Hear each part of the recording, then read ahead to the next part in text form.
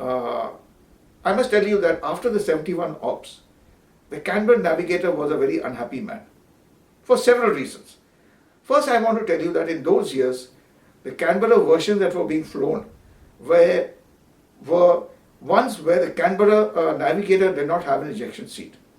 I will also tell you what was his modem of escape. He had to first open up the windbreak door. The purpose of the windbreak door was to cut the airflow. And he was supposed to roll out of the aircraft, roll out of the entrance door.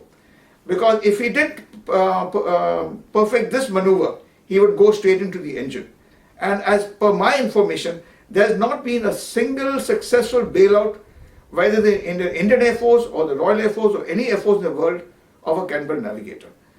And when would a navigator or crew have to abandon an aircraft? Two occasions. One, when hit by ground fire.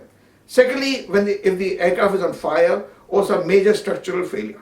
Now, in those conditions, the SOP for the pilot was he had to reduce speed to 170 knots.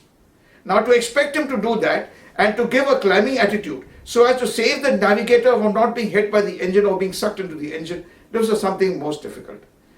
Now, that is one thing. Secondly, in the 71 war, quite a few of our navigators, while even pilots, were killed in action. While some pilots, navigators did not have an opportunity of escaping. That was the second point. Thirdly, it was a distribution of awards. Some navs felt that they did not get the awards that they deserved. Also, one other aspect was promotional aspects.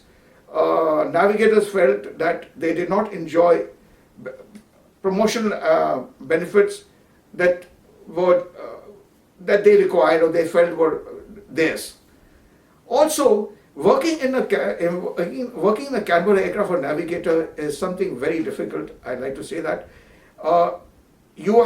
Getting in for both is through the entrance door that you have to literally crawl in. Now, the navigator has three positions at the aircraft. One is the prone position, which is in the nose, where he goes into during the bombing run. That is from the IP to the target, he is there. That is the most vulnerable time. He is in the prone position. And then he has a working seat where his maps and charts are kept, where he actually works. And one is the crash seat. Now, between these three, and then he is strapped onto a parachute in the confines of this space. It is very claustrophobic for a lot of people. So the working condition is not very comfortable at all. And today in transport aircraft, the navigator has a big room to himself. So he can walk around, he can have his breakfast, he can sleep, he can do what he feels like. So obviously, most of our senior navigators decided to switch over to transport flying than to remain in this aircraft. Because of all these reasons, many of our navigators in some way avoided flying the Canberra. They switched over to transport aircraft, and people who were, now there was no system of selection for Canberra, that is pilots or navigators. If you had the QRs, you had that amount of flying, you were an above average navigator, they posted you to JBCU for conversion. But I have to say that I was one who volunteered to come in, because I found that Dakota flying wasn't exciting. It was something slow moving. I wanted to be where the action is, and I decided I volunteered for this. And after that, there was no looking back.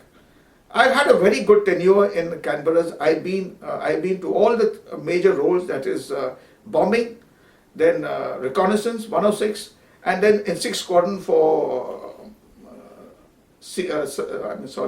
maritime strike. So I've seen the 3 squadron, and last was target towing, and there's no looking back for me.